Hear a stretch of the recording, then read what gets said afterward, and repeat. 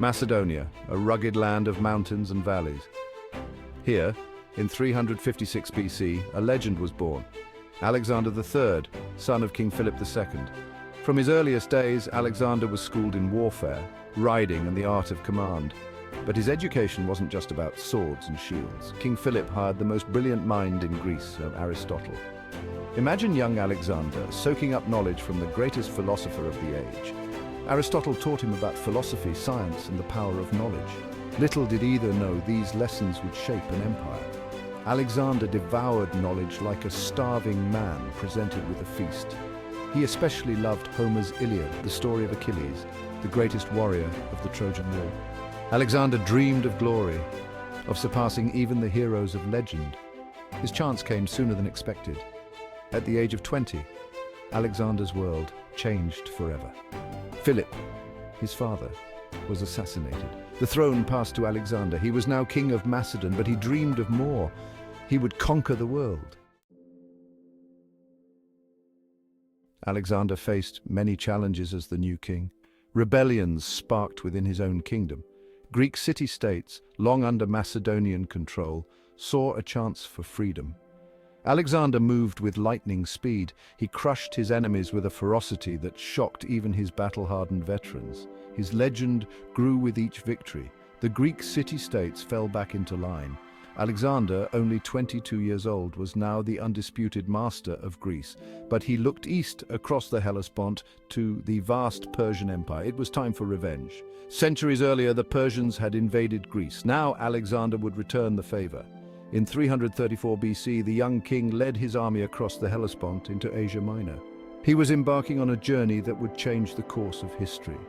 It was the beginning of an epic adventure, a clash of civilizations, and the rise of one of the greatest military geniuses the world had ever seen. Imagine the scene. Thousands of ships, their sails billowing in the wind, carrying the might of the Macedonian army across the narrow strait. Alexander, standing at the bow of his flagship, his eyes fixed on the distant shore of Asia. He was not just invading Persia, he was stepping into the land of legends, the realm of Cyrus the Great and Xerxes. His first target was Granicus River. There, a massive Persian army waited, confident they would crush the invading force. But Alexander was not intimidated. He led the charge himself, smashing into the Persian lines with unstoppable fury. His bravery and tactical brilliance won the day. The Persians were routed. The Battle of Granicus River was Alexander's first major victory on Asian soil. It sent shockwaves through the Persian Empire. The young king from Macedon was not to be underestimated. News of Alexander's victories spread like wildfire. The Persian king, Darius III, assembled a vast army, said to number in the hundreds of thousands. He marched to meet Alexander, confident in his overwhelming numbers. The two armies clashed at Issus, a narrow coastal plain that funneled the Persian advantage. The Battle of Issus was a clash of civilizations, a battle for the ages. Darius, from his golden chariot, watched in disbelief as Alexander's disciplined phalanxes held firm against wave after wave of Persian attacks. Then Alexander unleashed his cavalry in a devastating flanking maneuver.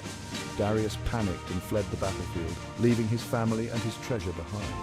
Alexander, showing compassion rare in a conqueror, treated his captives with kindness. The victory at Issus cemented Alexander's reputation as a military genius.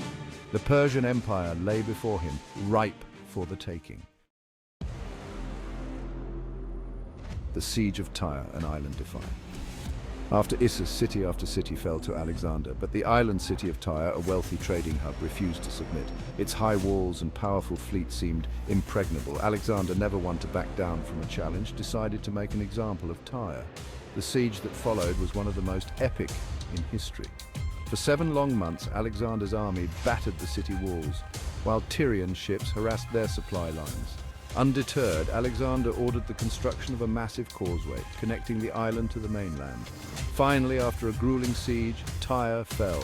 Alexander, enraged by the city's defiance, had thousands of its citizens executed and sold the rest into slavery. The fall of Tyre was a brutal reminder of the cost of defiance against the Macedonian king.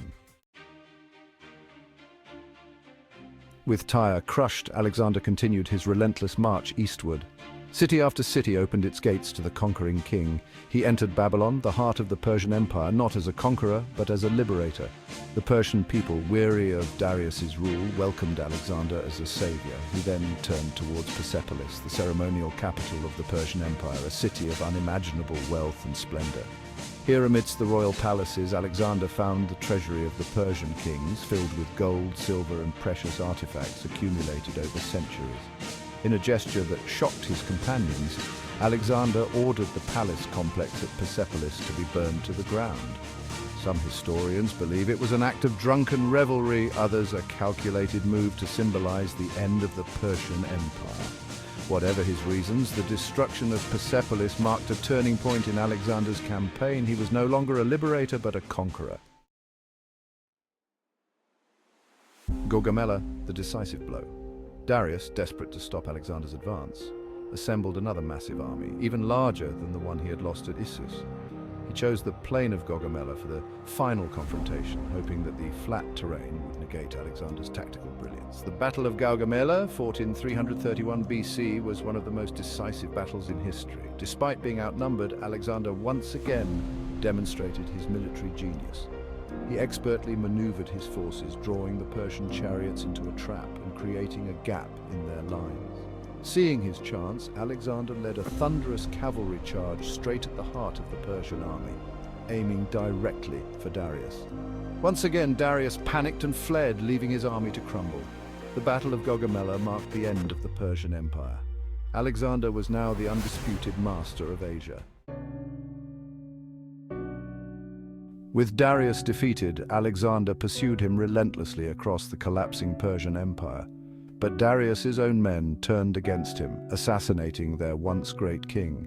Alexander, finding his rival dead, mourned him as a worthy adversary and gave him a royal burial. Having conquered the Persian Empire, Alexander turned his attention to consolidating his vast domain. He adopted Persian customs, marrying Roxana, a Persian noblewoman, and integrating Persian soldiers into his army. His vision was to create a unified empire where Greeks and Persians could live together in harmony. However, his dream of a unified empire faced resistance. Many of his Macedonian veterans, weary of endless campaigning, yearned to return home. Alexander, driven by ambition and a thirst for new conquests, refused to rest. His decision to push further east into the unknown lands of India would be his undoing. Driven by an insatiable thirst for knowledge and conquest, Alexander led his exhausted army across the Hindu Kush mountains into India. He faced fierce resistance from local rulers, who fought fiercely to defend their lands. At the Hydaspes River, Alexander faced his most formidable opponent yet, King Porus and his army of war elephants. The Battle of the Hydaspes was a bloody affair, but Alexander's tactical brilliance and the discipline of his troops ultimately won the day. Impressed by Porus's bravery, Alexander, in a rare act of mercy, spared his life and allowed him to keep his kingdom. However, the victory at Hydaspes came at a heavy price. Alexander's army, exhausted and demoralized, refused to go any further. For the first time in his life, Alexander was forced to turn back. Heartbroken but accepting of his men's pleas, Alexander led his army south, following the Indus River towards the sea. Along the way, he fought more battles, subdued more tribes, and explored lands never before seen by Western eyes. His dream of conquering the whole world remained unfulfilled. Returning to Babylon, exhausted and weakened by years of campaigning, Alexander fell ill. After 12 days of agony, the conqueror of the world, the king who had never lost a battle, succumbed to the fever. He was just 32 years old. Alexander's empire, vast and powerful as it was, did not survive him. His generals, the Diadochi, fought amongst themselves for control of his legacy, dividing the empire into successor kingdoms. Yet Alexander's impact on the world was undeniable. Alexander the Great's story is one of ambition, military genius, and insatiable curiosity. He conquered an empire larger than any before him, spreading Greek culture and language across the ancient world. He left behind a legacy of cultural exchange and intellectual ferment that would shape the course of Western civilization. From the sprawling metropolis of Alexandria in Egypt, a center of learning and trade, to the countless legends and stories inspired by his life, Alexander's impact continues to resonate through the ages. He remains, even today, a figure of fascination and debate, a reminder of the power of ambition, the allure of the unknown, and the enduring legacy of one man's dream to conquer the world.